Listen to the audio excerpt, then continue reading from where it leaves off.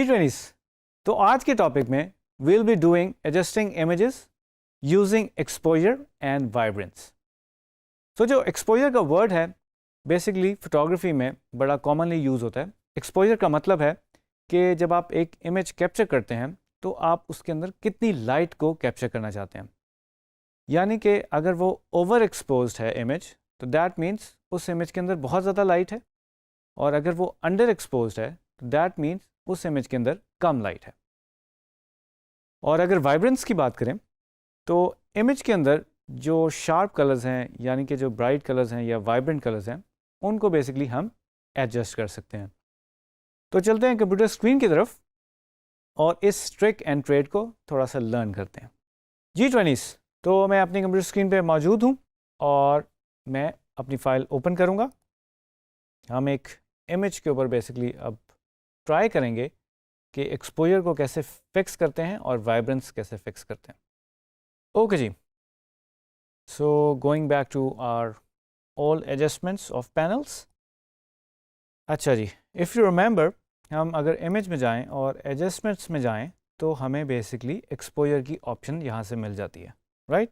इसके अलावा right side पे हमने ऑलरेडी स्टैक की हुई है एडजस्टमेंट्स का जो पैनल है वो ऑलरेडी इधर पार्क्ड है, और अगर हम इस आइकन पे क्लिक करें तो एक्सपोजर की सेटिंग्स हमें मिल जाएंगी and we have this panel with us. ठीक है जी। अब जैसे मैंने इस पर क्लिक किया तो लेयर्स के अंदर एक्सपोजर वाला लेयर जो है वो ऐड होगी। सो बैकग्राउंड को मैं लेबल कर लूँगा और इसको मैं कह देता हूँ डार्क एक्सपोजर, राइट। ओके, इस लेयर पे मैं डबल क्लिक करूँगा और again I will have this panel here. अब हमारे पास प्रीसेट्स में डिफ़ॉल्ट आप देख सकते हैं ये कुछ ऑप्शंस लिखी हुई -1.0 -2.0। तो दैट मीन्स जो हमारा एक्सपोजर है वो माइनस में चला जाएगा। अब माइनस का मतलब ये है कि वो डार्क हो जाएगा। अगर हम एक्सपोजर में इसको प्लस करेंगे तो दैट मीन्स वो ब्राइट हो जाएगी इमेज। सो बड़ा बेसिक सा रूल है, माइनस में हम डार्क्स में चले जाते हैं और प्लस में हम ब्राइट कलर्स में चले जाते हैं।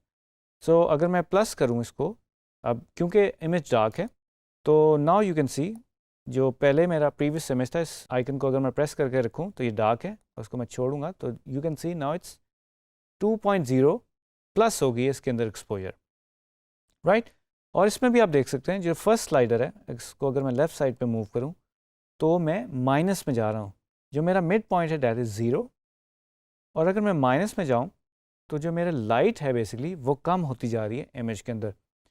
एंड एज़ यू नो कि फ़ोटोग्राफी में लाइट का रोल बहुत इम्पॉर्टेंट है, और अगर लाइट नहीं होगी तो हम डेफिनेशन नहीं ले पाएंगे किसी भी ऑब्जेक्ट या सब्जेक्ट की। सो एक्सपोजर मैं बढ़ाता हूँ और आप देख सकते हैं जो मेरे हाइलाइट्स हैं वो थोड़े से मज़ीद ब्राइट हो रहे हैं, और इस एरिया में भी आप देखें तो जो ब्राइट एरियाज़ हैं वो बहुत ज़्यादा ब्राइट हो गए। सो अगर हम इसको ऑफसेट करें तो नाउ यू कैन सी थोड़ा सा ब्लीच्ड आउट एक फ़ील आ रही है, और इसको अगर मैं माइनस में ले जाऊँ तो मेरे जो डार्क्स हैं बेसिकली वो ज़्यादा डार्क हो रहे हैं। सो आई एम कीपिंग दिस बिल्कुल ज़ीरो मिड में, और गैमा करेक्शन में करूँ तो इसमें भी आपको थोड़ी सी चीज़ें नज़र आ रही होंगी। एंड नाउ अगर मैं इसको थोड़े माइनस या लेफ़्ट साइड पे अगर थोड़ा सा पुल करूँ तो आप देख सकते हैं जो डार्क एरियाज थे वो थोड़े से ब्राइट होने शुरू हो रहे हैं। सो हम इन चीज़ों को बहुत ज़्यादा भी एक्सट्रीम पे नहीं लेके जा सकते हैं, क्योंकि आप देखेंगे अगर मैं इसको बिल्कुल लेफ़्ट पे ले जाऊँगा तो बिल्कुल ब्लीच्ड आउट हमें एक फील देगा। और हमने इमेज की इंफॉर्मेशन को देखते हुए या उसकी डेफिनेशन को देखते हुए हम ये एडजस्टमेंट्स करते हैं, राइट जी। तो इस आइकन पे अगर मैं क्लिक करूँ, इसको प्रेस करके रखूँ तो पहले जो हमारे इमेज की जो स्टेट थी वो ये थी, और अब हम देखें तो हमने इसको थोड़ा सा ब्राइट कर दिया। सो डार्क एक्सपोजर को बेसिकली हमने ब्राइट किया। अब मैं इसको मज़ीद ब्राइट करके देखूं तो आप देख सकते हैं ये ओवर एक्सपोज्ड इमेज नज़र आनी शुरू हो गई है, और जो ब्राइट एरियाज थे वो इतने ज़्यादा ब्राइट हो गए हैं कि उससे सारी डेफिनेशन जो है वो चली गई है। सो जब आप फोटोग्राफी करते हैं, और अक्सर आपने नोट किया होगा कि आप चीज़ों को थोड़ा सा ओवर एक्सपोज कर देते हैं, आपकी कैमरे की सेटिंग्स ऐसी होती हैं कि आपको इस किस्म की इमेज नज़र आने शुरू हो जाती हैं। उसकी वजह ये कि आपने जो कैमरा की सेटिंग्स की होती हैं वो ओवर एक्सपोज होती हैं, यानी कि प्लस में होती हैं। सो फोटोग्राफी का रूल है, अगर आप फोटोग्राफ कर रहे हैं और यू नो कि आपको किस किस्म की लाइटिंग चाहिए, तो आप एक पॉइंट अंडर उसको शूट करते हैं ताकि बाद में आप एडोबी फोटोशॉप में या पोस्ट में उसको ब्राइट कर सकें अपनी ज़रूरत के मुताबिक, और जो डेफिनेशन है उसके अंदर वो इंटैक्ट रहे। सो जैसे कि आपने देख लिया, एक ओवर एक्सपोज्ड इमेज जो है उसको हम उस तरह से यूज़ नहीं कर सकेंगे। एंड अगेन एक और प्रो टिप ये है कि अगर आपके पास ओवर एक्सपोज्ड इमेज है तो उसमें चांसेस ये हैं कि आप उसको बहुत ज़्यादा एडजस्ट नहीं कर सकेंगे, यानी कि अंडर एक्सपोज नहीं कर सकेंगे, क्योंकि उसमें ऑलरेडी डेफिनेशन नहीं होगी। तो यानी कि अगर वो इस लेवल पे तस्वीर है और उसको मैं बेहतर करना चाह रहा हूँ या अंडर करना चाह रहा हूँ, तो मुमकिन है मैं उसको नहीं कर पाऊँगा, क्योंकि मेरे पास इमेज के अंदर डेफिनेशन या ग्रेन्स आप कह लें वो नहीं है। सो ये एक प्रो टिप थी। For now I am keeping this over here, I think this is good, जिसमें हम थोड़े से हाईलाइट्स को भी मेंटेन करें, मिड टोन्स को भी मेंटेन करें और डार्क को भी मेंटेन करें। सो ये एक अंडर इमेज था, और मैं क्विकली आपको दिखा सकता हूँ अगर हम एक ओवर एक्सपोज थोड़ा सा इमेज लें। So now you can see, if you observe, कुछ एरिया जिस तरह ये एक एरिया इस इमेज के अंदर जो ओवर एक्सपोज है, और इसमें पैचेस में कुछ एरियाज हैं जो कि ओवर एक्सपोज हैं। आप इसके बच्चे के कॉलर पे देख सकते हैं कि बिल्कुल ये ब्राइट है और ये एक ओवर एक्सपोज्ड इमेज है। तो कंट्रोल 0 करूं तो बिल्कुल मेरी जो इमेज है वो मेरे कैनवस में फिट हो जाएगी। सो इसके ऊपर हम अब अगेन एडजस्टमेंट्स में जाएंगे और मैं एक्सपोजर पर क्लिक करूंगा तो लेयर ऐड हो जाएगी। एंड अगर मैं एक्सपोजर इसका बढ़ाता हूं तो एज़ आई टोल्ड यू, अब देख रहे हैं मैं थोड़ा सा प्लस में गया हूँ, अभी 1 पॉइंट में गया, 2 पॉइंट में गया, तो इमेज जो है वो ब्लास्ट हो गई है, यानी कि ओवर एक्सपोज्ड हो गई है। सो अगर मैं इसको माइनस में लेके जाऊं तो स्टिल यू कैन सी ये जो bright areas already over expose थे उनमें ज़्यादा फ़र्क नहीं आ रहा, ठीक है। और अगर मैं बिल्कुल एक्सट्रीम पे ले जाऊं तो आप देख रहे हैं ओवरऑल इमेज जो है वो मेरा कॉम्प्रोमाइज़ हो रहा है, मेरी बाकी चीज़ें भी हैं जो कि अंडर हो रही हैं, जो कि मैं नहीं चाहता अंडर हो। सो अगर मैं गैमा करेक्शन से पुल अप करने की कोशिश करूं तो यू कैन सी मेरे जो डार्क्स हैं वो बेहतर तो हो रहे हैं, बट मेरा एक्सपोजर ओवरऑल जो है वो इंटैक्ट नहीं रह रहा। तो I think at this level this is good, but मुझे थोड़ा सा कॉम्प्रोमाइज़ करना पड़ेगा, क्योंकि मेरे कुछ ये जो एरियाज़ हैं जिनके ऊपर बहुत ज़्यादा लाइट है उनको मैं कंट्रोल नहीं कर पा रहा। सो दैट मीन्स जब हम फोटोग्राफी करें तो इस चीज़ का ख्याल रखें या लाइटिंग को देखें कि लाइटिंग किस किस्म की है, उसको जहन में रखें और उस तरह से उसको फ़ोटोग्राफ करें, और कोशिश करें कि हम इस तरह के ओवर एक्सपोज्ड एरियाज़ शूट ना करें या इमेज कैप्चर ना करें। सो पहले मैंने आपको ऑप्शन दिखाई एक अंडर एक्सपोज्ड इमेज की, और ये थोड़ी सी ओवर एक्सपोज्ड इमेज है। चलो जी, अब आगे चलते हैं। ओपन करूँगा और अब हम ऑब्ज़र्व करेंगे कि हम वाइब्रेंस की जो ऑप्शन है उसको यूज़ करके हम एक इमेज को कैसे वाइब्रेंट कर सकते हैं। सो एडजस्टमेंट्स में जाएंगे, और इसके अलावा अगर आप इधर इसको ना देख सकें तो विंडो में अगेन एडजस्टमेंट्स आपको मिल जाएगा, तो nothing to worry about. Okay जी, लास्ट आइकन हमें नज़र आ रहा है, दिस अपसाइड डाउन ट्राइंगल, ये वाइब्रेंस का आइकन है। इसमें मैं क्लिक करूँगा और क्लिक करने पे मुझे एक लेयर एडेड यहाँ पे मिल जाएगी in my layers panel. Okay जी, क्वाइट सिंपल।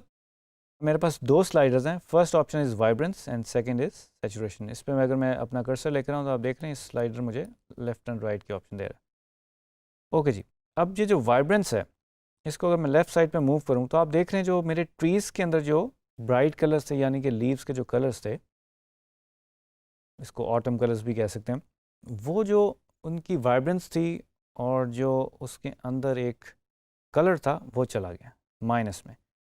और अगर मैं इसको प्लस करूं तो यू कैन सी वो मज़ीद ब्राइट होते जा रहे हैं। ठीक है जी, और देख लेते हैं। पहले स्टेट जो थी वो ये थी, और हमने जब इसको वाइब्रेंट किया तो ये आ गया।